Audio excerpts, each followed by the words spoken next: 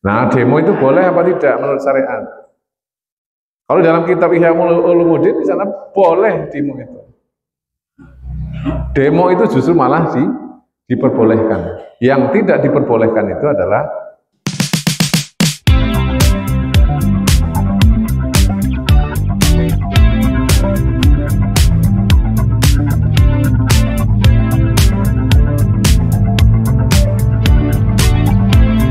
Bismillahirrahmanirrahim. Assalamualaikum warahmatullahi wabarakatuh.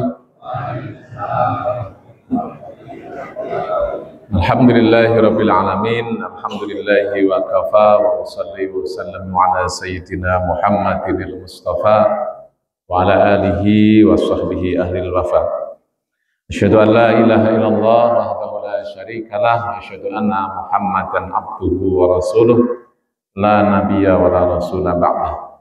Allahumma salli wa sallim ala nabiyyina Muhammadin wa ala alihi wa ashabihi ajma'in, amma ba'd. Ya ibadallah, usikum wa nafsi bitaqwallah faqad fazal mu'minun al-muttaqun haitsu qala tabaraka wa ta'ala fi kitabihil karim. A'udzu billahi minasyaitonir rajim. Ya ayyuhalladzina amanu taqullaha haqqa tuqatih wa la tamutunna illa wa antum muslimun. Wa qala ya ayyuhalladzina amanu taqullaha wa qulu qawlan sadida yuslih lakum a'malakum wa yaghfir lakum dzunubakum wa may yuti'illaha wa rasulahu faqad faza fawzan 'azima. Wa qala Nabi sallallahu alaihi wasallam ittaqillaha haitsu ma kunta wa atbi'i sayyi'atal hasanata tamhuha wa khaliqin nasa bi khuluqin hasanin. Shadaqallahul azim wa shadaqa rasuluhul karim. Yang saya hormati Takmir Masjid Nurul Iman, pimpinan cabang Muhammadiyah Kandangan.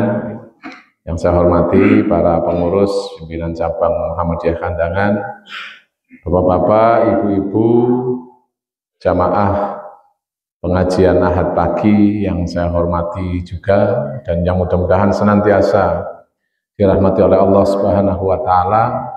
Marilah kita senantiasa bersyukur kepada Allah Subhanahu wa taala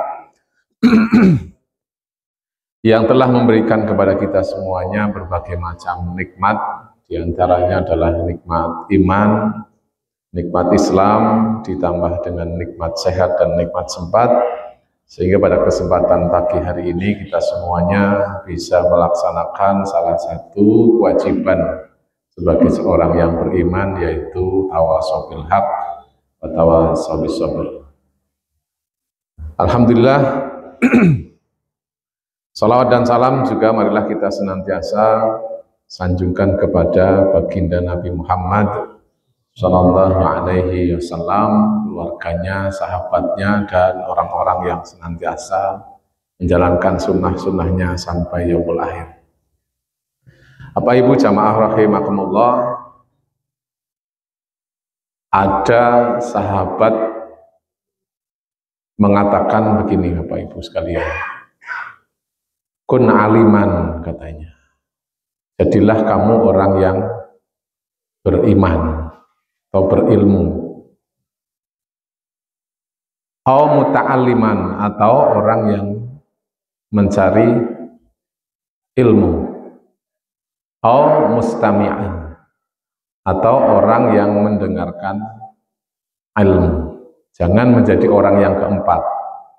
Orang yang keempat itu boten berilmu, tidak mau mencari ilmu, dan tidak mau mendengarkan ilmu.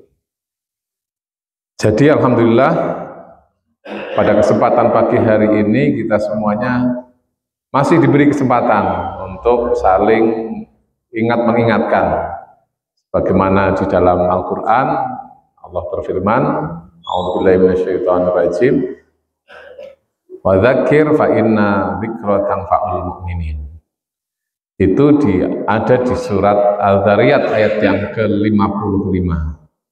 Berilah peringatan karena sesungguhnya peringatan itu bermanfaat bagi orang-orang mukmin.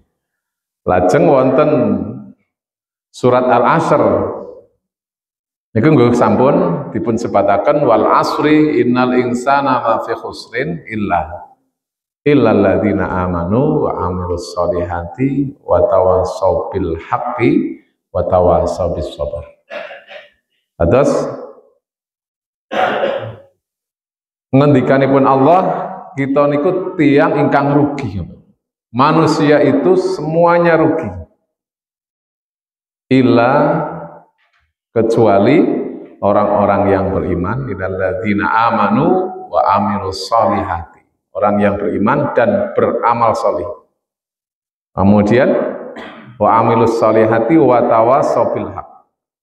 Yang saling mengingatkan kepada kebaikan, wa tawassaw bis sabr, dan saling mengingatkan kepada kesabaran. Jadi alhamdulillah majelis pagi hari ini diantaranya adalah saling mengingatkan kepada kebaikan. Lasta bi khairikum, bukan berarti saya yang terbaik, tapi kita punya kewajiban untuk saling mengingatkan. Saya yakin banyak sekali para al-mukarram, para ustadz, para kiai di sini yang ilmunya lebih tinggi daripada saya. Alhamdulillah saya yang diparingi rezeki untuk duduk di sini, Bang. Terus ini nyuwun ngapunten niki. Hanya ini karena kewajiban saja untuk saling mengingatkan sehingga saya bisa duduk di sini. Alhamdulillah Bapak Ibu sekalian, karena kita itu disuruh menjadi orang yang berilmu, maka mau tidak mau kita harus mencari ilmu.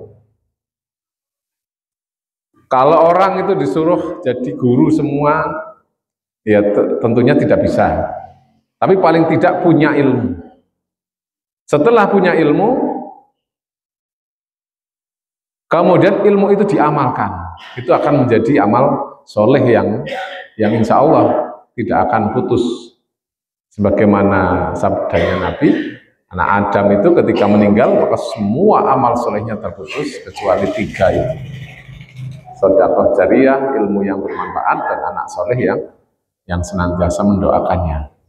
Jadi ilmunya yang bermanfaat itu insya Allah akan menjadi amal kita yang tidak akan pernah putus. Atau menjadi orang yang mencari ilmu. Mencari ilmu itu ya tentunya ilmu yang disebutkan tadi oleh Abu Darda itu adalah ilmu yang kaitannya dengan agama. Ilmu yang kaitannya dengan agama. Ya, nanti ilmu-ilmu yang lain akan mengikuti. Kemudian atau menjadi orang yang mendengarkan ilmu. Menjadi pendengar ilmu. Bahkan Imam Ali, jangan kamu menjadi orang yang membenci ilmu. Kalau sudah membenci ilmu jadi repot. Nah, pengajian dibubarkan. Insya Allah di sini semuanya mencintai ilmu, gitu. Dan jangan menjadi yang keempat. Orang yang keempat itu seorang berilmu, tidak mau mencari ilmu dan tidak mau menjadi pendengar ilmu tersebut. Bapak Ibu jamaah rahimakumullah, pada kesempatan pagi hari ini saya akan sampaikan materi terkait dengan amar ma'ruf nahi mungkar, Bapak Ibu sekalian. Jadi walaupun ini kewajiban kolektif ya, fardu kifayah yang namanya amar ma'ruf nahi mungkar ini, tetapi ini perlu kita ingatkan kembali bahwa itu juga kewajiban kita. Karena di dalam Al-Quran kita juga sering ketika di Muhammadiyah itu mengadakan kajian, mengadakan acara-acara pengajian itu, biasanya kalau ada pembacaan kitab Al-Quran itu sering dibacakan.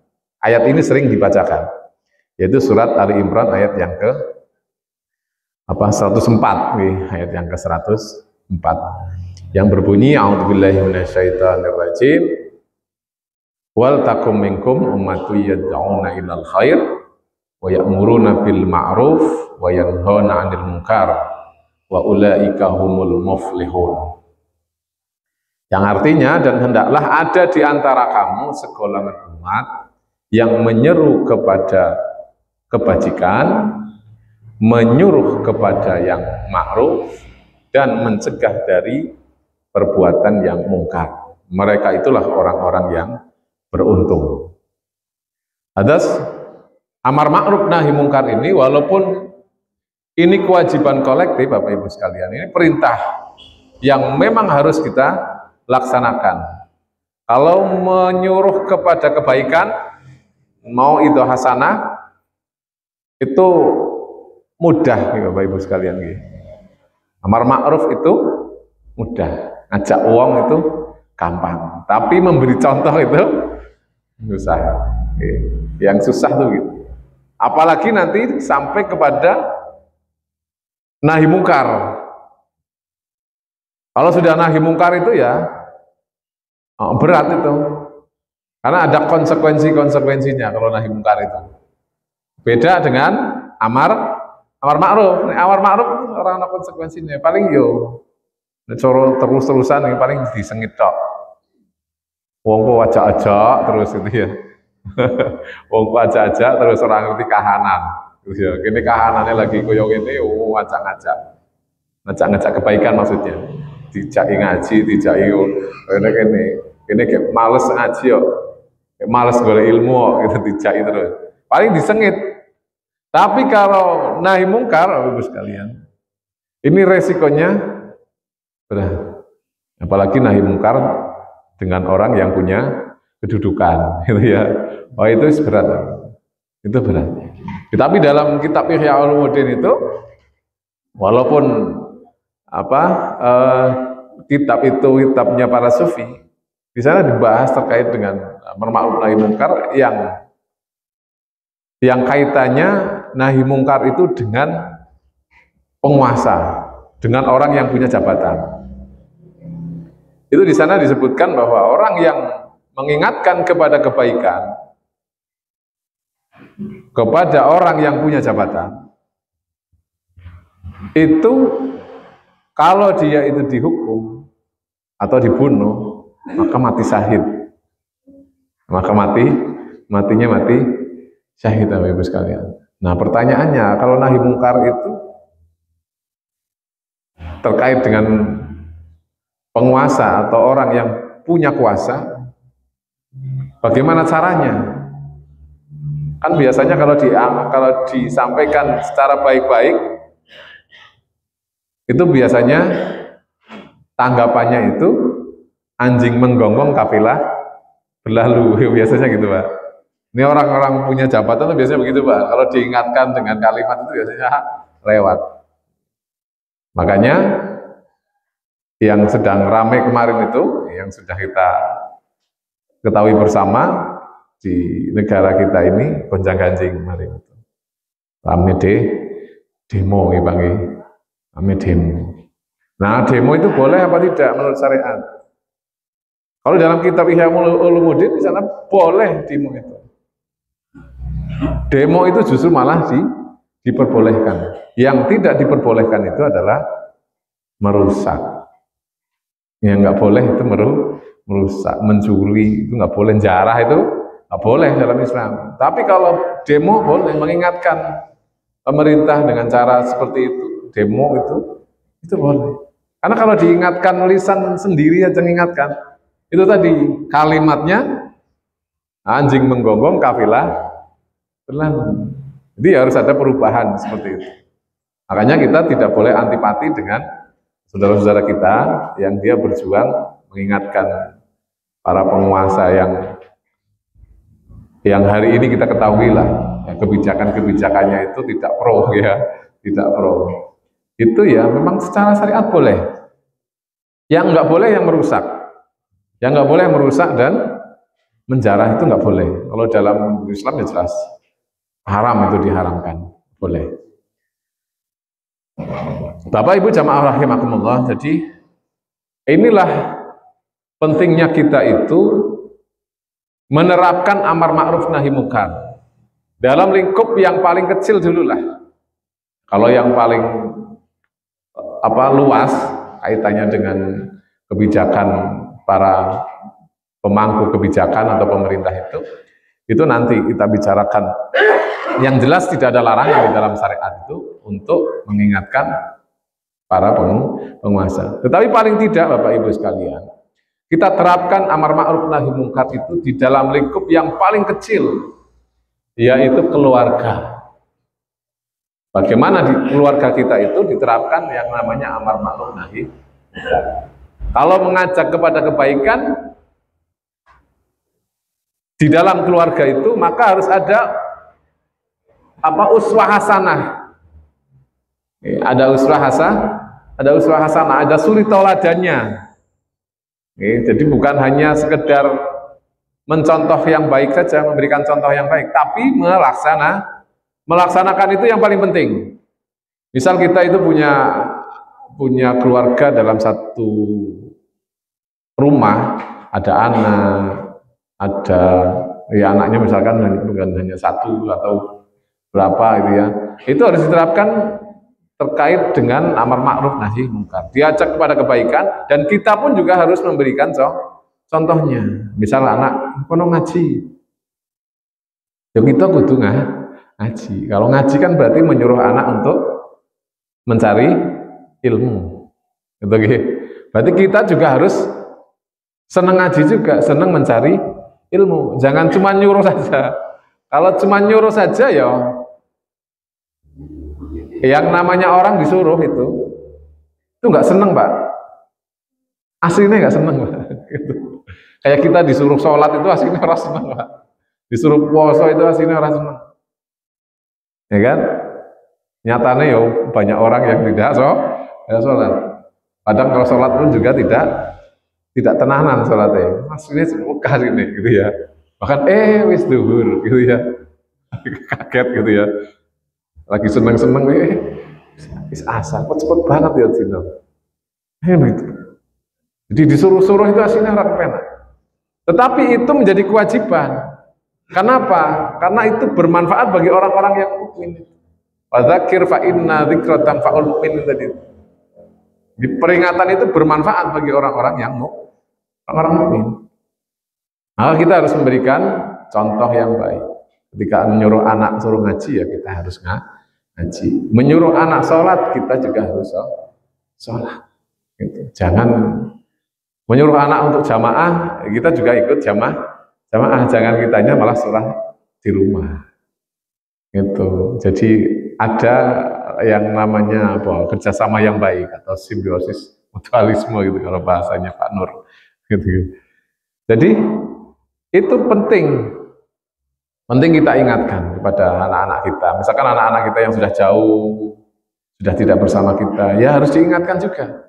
Kewajiban orang tua itu mengingatkan kepada anak. Wis sholat durung do, wis sholat durung nang. Itu harus diingatkan terus, dipantau terus. Saya kemarin ada orang yang laporan ke saya itu, anaknya dulu ketika di pondok dia merasa tenang pokoknya, dia fokus mencari dana untuk bagaimana membayar per bulannya atau mencukupi kebutuhan dia selama di pondok tenang. Tapi begitu dia keluar dari pondok, kemudian sekarang dia di UGM, itu setiap hari itu hatinya nggak tenang katanya. Setiap hari hatinya nggak tenang. Khawatir anaknya ini bergaul bebas, kena pergaulan bebas. Nah betul, satu ketika orang ini datang ke kos-kosannya di Jogja sana. Nah dia kos bersama dengan teman-temannya itu. Ya ada yang perempuan, ada yang laki-laki. Nah dia melihat teman-temannya dia yang perempuan itu, bapak ini, itu tidak nyaman gitu. Pindah wae, wis kepenak nang kene, kepenak nang kene gitu. Nah, kepenak itu mergo opo itu ora ngerti. Jangan-jangan kepenake mergo kanca-kancane wedok sing seperti itu. Nah, ini Bapak Ibu sekalian, jadi kewajiban kita sebagai orang tua kalau punya anak jauh ya diingatkan, sholatnya diingatkan. Saya bilang yang penting diingatkan untuk sholat. Waktunya sholat dibel, Pak. Kon sholat dhisik. Kalau dia tidak ada kegiatan di kampus, ya kon sholat dhisik. Sholat, karena sholat itu menjadi ukuran kita pertama. Kalau sholatnya baik, maka yang lain akan mengikuti baik. Tapi kalau sholatnya nggak baik, maka yang lain pun juga ikut tidak baik. Kalau dia itu mengutamakan sholat, maka yang lain juga mengikuti kebaikan-kebaikan yang lain. Jadi tidak akan terpengaruh dengan lingkungan kalau orang itu sholatnya tertib. Karena Allah akan menjaga, ya, dengan orang itu sholatnya tertib, maka Allah akan menjaga orang itu. Akhirnya ya wis, insya Allah nanti tak ingatkan. Saya asli setiap hari saya nggak tenang, setiap malam itu nggak tenang saya itu memikirkan anak ini. Gitu. Karena lingkungannya seperti itu. Bapak Ibu jamaah rahimakumullah, itu jadi amar ma'ruf kepada lingkup yang paling kecil. Apalagi nahi mungkar. Nah, ini nahi mungkar juga harus diterapkan kepada yang lingkup yang paling kecil dulu. Bagaimana ketika ada anggota keluarga kita itu yang dia tidak taat kepada syariat, tidak mau menjalankan kewajiban, maka dilaksanakan yang namanya nahi mungkar. Harus berani itu. Nahi mungkar itu harus berani. Bagaimana caranya? Ya kata Nabi sudah dijelaskan di dalam salah satu hadisnya yang diriwayatkan oleh Imam Muslim. Hadisnya sangat terkenal gitu Bapak Ibu sekalian. Man ra'a minkum mungkaron falyughayyiruhu biyadihi. Gitu gitu. Barang siapa yang melihat kemungkaran, maka hendaklah ia merubahnya dengan tangannya gitu. Jadi dengan tangan loh Pak, kalau di sini keterangannya dengan tangan DC. Kalau kita kan enggak ya, prakteknya kebalik ya Bang. Prakteknya hanya kebalik, domongi sih gitu ya. Domongi ragu, kepret gitu ya, bahasanya seperti itu. Nah, mestinya langsung dirubah. Langsung dirubah dengan tangan mestinya. Kalau kita kebalik, melaksanakan hadis ini kebalik. Seringnya ya dengan lisan dulu, baru nanti dengan tindakan. Mestinya dengan tindakan dulu. Mestinya dengan tindakan dahulu. Ya. Tidak tidak perkataan dulu. Tapi ini wong Jawa ya Pak ya. Orang Jawa kan unggah-ungguh, atau mengedepankan pendekatan persuasif gitu ya. Jadi ya dengan yang halus dulu. Nah, sing halus ora gelem ya oke di asal itulah hebatnya orang Jawa. Beda dengan ketika para sahabat dulu itu. Ada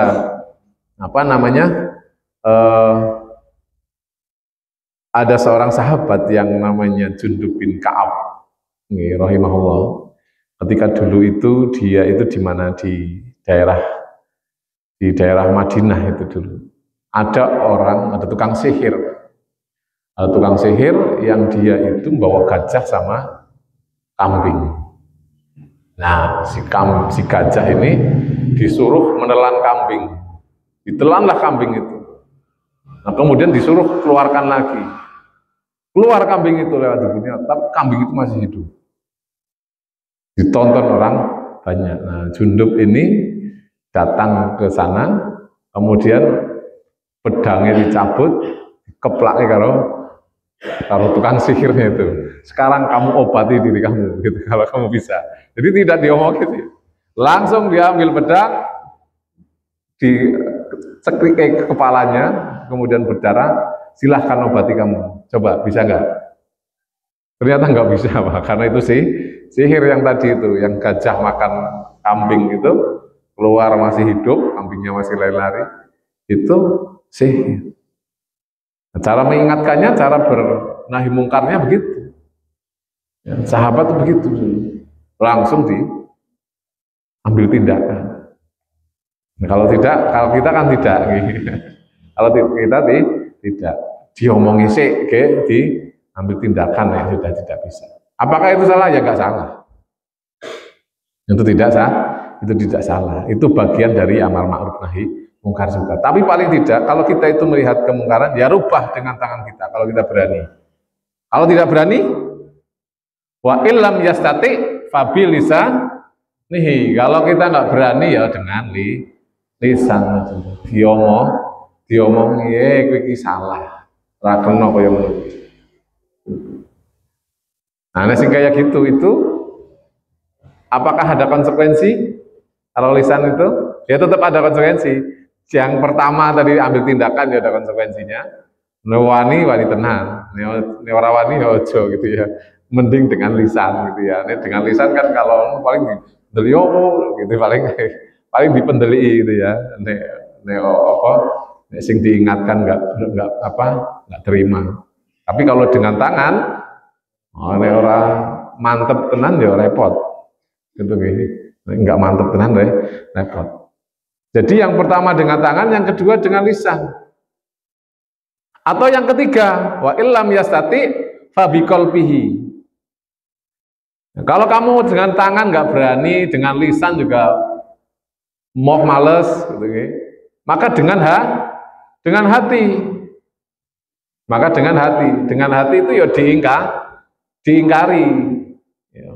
Sengit lah pokoknya gitu ya, nyengit di dalam hati. Wa dzalika adaful iman, kata Nabi. Dan itu selemah-lemahnya iman. Jadi kalau kita itu melihat ada kemungkaran, kok cuma dengan hati tok, itu ya berarti iman kita masih lemah. Iman kita belum kuat, gitu. Ini kata Rasulullah SAW. Jadi Bapak Ibu sekalian, semuanya ada konsekuensinya. Ya, semuanya ada konsekuensinya. Kalau dengan tangan tadi, yaitu tuani tenan. Tetapi dalam skup yang luas itu ya maksudnya. Tapi kalau dengan keluarga ya mestinya, masa rawani sih bisa dengan anak sendiri mengingatkan, ingatkan berkali-kali kok ragelem ya ambil tindakan. Ambil tindakan. Kalau nggak ngambil tindakan ya repot nanti. Ya, kita akan diremehkan karena kata para ulama, kalau kamu itu tidak mau beramar ma'ruf nahi mungkar, maka kamu akan diremehkan. Kalau kamu itu tidak mau, misalkan nih seorang guru misalkan, ada muridnya berbuat yang tidak baik, maka guru itu mendiamkan saja, maka ucapan guru itu tidak akan berpengaruh apa-apa kepada anak-anak. Ini kata ulama. Jadi ada konsekuensinya. Kalau melihat kemungkaran, supaya apa? Misalkan di keluarga ada anak yang tidak mau sholat, kemudian kita hanya menggerutu tok, ora dalam sholat, kayak gitu tok, tidak mau mengingatkan pakai lisan, tidak mau mengambil tindakan dengan tangan, ketika dia sudah berlebihan, tidak mau sholat betul-betul, maka apapun yang kita ucapkan kepada anak itu tidak berpengaruh apa-apa. Tapi kalau kita itu ngambil amar ma'ruf nahi mungkar dengan tindakan atau dengan lisan, jangan yang nomor 3 itu kalau dengan keluarga ya. Itu ketika kita itu berbicara kepada anak kita, kepada keluarga kita, itu akan ada wibawanya, kata para ulama. Jadi jangan santai-santai saja Bapak Ibu sekalian. Ketika di keluarga kita itu ada yang melanggar syariat, ada yang tidak taat dengan syariat, maka segeralah ambil tindakan amar ma'ruf dan nahi mungkar. Itu. Jadi jangan, walaupun akhirnya ada pertanyaan, Pak, jenengan kan anaknya itu kabeh, tapi ya yang ngambil tindakan nahi mungkar. Ya gampang gitu ya, yang paling ringan gampang. Saya tuh kalau anak saya itu, terutama anak yang nomor 4 ini, anak yang nomor 4 itu memang punya hobi itu gelut gitu ya, punya hobi pencak silat. Jadi kalau pencak silat itu kemana-mana mesti menang, mesti juara gitu ya. Mau dimanapun tempatnya itu mesti juara. Jadi punya jiwa berontak. Nah, bagaimana ketika itu dari sholat ya jamaah, dia kok nggak jamaah? Nah, saya hitung, kamu tadi nggak jamaah atau ketinggalan jamaah. Kamu ketinggalan jamaah tadi berapa kali? 1 kali. Di rumah itu sudah saya siapkan bambu, Pak. Bambu yang sudah saya belah, dia panjangnya dari sini ke sini. Ngadep sana. Sekali, dia sekali, Pak. Kalau 3 kali ya 3 kali. Itu awal-awalnya dulu. Tapi sekarang enggak. Sekarang lagi main bola di lapangan, azan asar pulang. Sholat di masjid. Itu nanti habis sholat balik lagi ke lapangan gitu. Itu anak saya yang perempuan, ayah saya yang nomor 4 itu. Harus diterapkan begitu. Kalau enggak, ayo repot masa akhir. Supaya apa? Supaya dia itu menghormati kita sebagai orang tua. Kita nyuruh, ya dia anak harus taat. Nah, kalau nggak seperti itu repot Bapak Ibu sekalian. Jadi, sebagaimana perkataan para ulama itu begitu. Siapa yang tidak menerapkan amar ma'ruf, maka dia apapun kalimatnya tidak akan pernah dianggap. Apalagi dalam lingkup yang lebih luas. Nah, ini kita bicara lingkup yang paling kecil dulu, mestinya seperti itu. Diterapkan yang namanya amar ma'ruf nahi munkar. Karena di dalam di dalam surat Ali Imran juga ayat yang ke-110 juga disebutkan di sana bahwa kita ini adalah umat yang terbaik, ya kan? Kuntum khaira ummatin ukhrijat linnasi ta'muruna bil ma'ruf. Kita itu adalah umat yang terbaik yang dilahirkan untuk manusia, menyuruh kepada yang ma'ruf, nggih, wa tanhauna 'anil munkar, gitu nggih. Dan mencegah dari yang mungkar. Suruh seperti itu.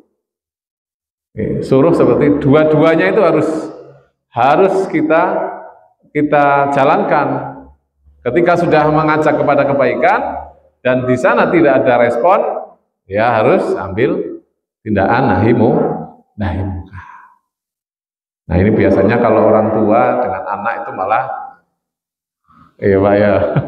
Karena kami ini di dunia pendidikan, jadi kalau anaknya di sekolah berbuat salah, kemudian sama temennya dibalas, anaknya besoknya pulang laporan kepada orang tuanya. Orang tuanya komplain kepada kita, anak saya dinakal. Aslinya anaknya jenengan sing nakal, gitu. Dia dibalas, gitu ya. Jadi seperti itu. Nah, ini mestinya ditabayun dulu bagaimana gini. Kalau saya seringnya begitu.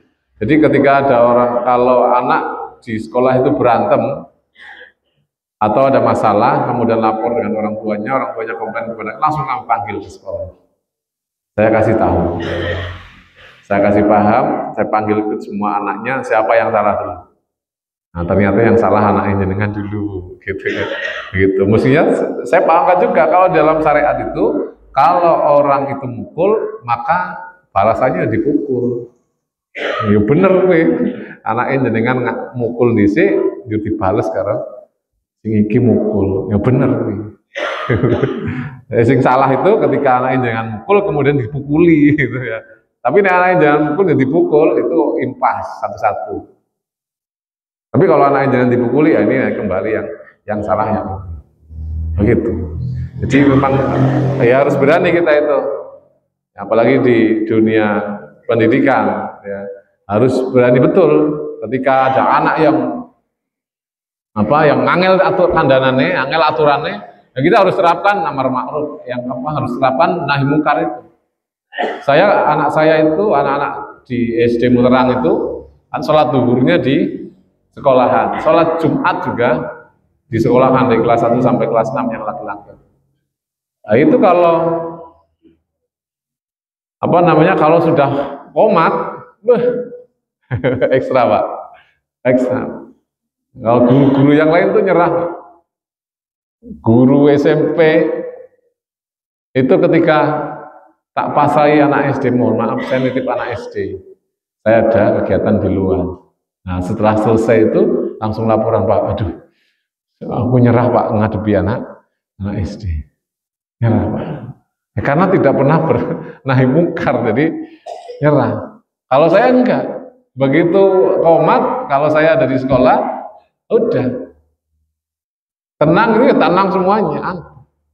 Makanya kalau Jumatan itu pas saya tidak ada jadwal di luar, itu udah seneng gitu, guru-guru udah seneng. Karena dipastikan anak itu semuanya anteng, Pak. Nggak ada yang berani ngomong. Berani ngomong ya tak panggil. Tak panggil. Walaupun dipanggil cuman suruh istighfar saja. Mung ngoyo-ngoyo tok. Jadi nahi mungkarnya cuma gitu, sini kamu berdiri, ucapkan istighfar di sini. 5 kali atau 7 kali. Udah gitu suruh duduk lagi. Cuman kayak gitu Pak sebenarnya. Tapi anak-anak segan besoknya lagi. Enggak berani. Apalagi kok saya sudah takbir, kemudian sholat, sing watu-watu, macam-macam itu, sudah, sholatnya diulang nanti. Saya selesai sholat, saya ngimami guru-guru, sama anak-anak itu. Nanti kalau anak-anak yang ramen, udah nanti anak kelas 6, tak tunjuk, sholatnya diulang. Pak Guru dan Bu Guru liatin kamu. Besoknya lagi nggak ada yang sholatnya batuk-batuk, ada yang rame, nggak ada. Diterapkan yang namanya nahimuka. Kalau enggak, kalau didiamkan aja, anaknya ramen, seneng kayak wis penting sholat. Ya ramen terus. Anak kecil loh. Anak kecil kan nggak bisa kayak orang tua, belum pernah tua. Beda kalau orang tua. Kalau orang tua bisa kayak anak kecil, pernah kecil gitu ya, pengalaman. Kalau anak nggak bisa. Anak itu ya harus dari kecil itu diterapkan yang namanya amar ma'ruf nahi munkar. Jangan didiamkan saja. Karena kalimat yang tadi di dalam surat Az-Zariyat itu wadzakir, ya, berilah peringatan, karena peringatan itu bermanfaat bagi orang mukmin. Ya harus diberi peringatan. Anak kecil itu jangan dibiarkan saja. Kalau di masjid lari-lari ya diingatkan. Kalau di masjid jangan lari, jangan dilarang. Ya. Kalau ke masjid jangan dilarang. Dia umumnya anak-anak ya gitu. Tapi harus diingatkan. Jangan aspen, cah cilik ya kayak. Jangan apa itu, harus diingatkan. Jangan lari-lari, nanti diajak ke masjid ya, nanti di masjid anteng. Jangan lari-lari, jangan mengganggu orang sholat. Gitu. Kan ada anak kecil yang dia orang gelem anteng ya Bang ya. Bloya blayu gitu ya. Imamnya barang mikir dolanan gitu. Ya saya sering begitu ya. Ada anak kecil yang ya mesti harus diingatkan gitu. Ya terutama orang tuanya lah kalau ngajak anak kecil ke masjid itu ya jangan suruh lari-lari. Karena ada orang yang merasa terganggu nanti gitu ya. Orang beda dengan kita masalahnya. Orang-orang tuh bikinnya beda dengan kita. Orang ke masjid pengen jamaah itu kepengin ada ketenangan. Malah ning ngarepe blayu-blayu gitu ya. Malah sujud ning ngarepe turun guling-guling ning ngarepe. Gitu. Ya harus diingatkan, jangan lari-lari ketika di masjid. Nah, kalau kita diam saja ya nanti anak seperti itu terus. Besoknya lagi aku melayu-melayu ora apa-apa kok. Pikirannya anak kan begitu. Apa bahasannya ya? Enggak ada yang mengingatkan kok sakarepe dhewe akhirnya. Jadi harus diingatkan. Sering terjadi seperti itu. Bahkan ada orang yang ekstrim itu anak kecil nggak boleh ke masjid. Kalau kita jangan, anak kecil justru malah diajak ke masjid. Tapi bagaimana kita itu mengarahkan supaya nanti di masjid itu tenang. Jadi biar dibiasakan ke masjid, biarin aja. Itu ya. Yang anak laki-laki, anak perempuan dipisah. Jangan diajak yang perempuan nanti diajak barang satu sop bapak-bapak, jangan. Kamu tuh perempuan, sopnya di belakang. Dikasih tahu begitu. Ya. Karena kalau mazhabnya Imam Syafi'i itu, kalau anak belum balik kok diajak ke masjid, sopnya terputus tuh Pak.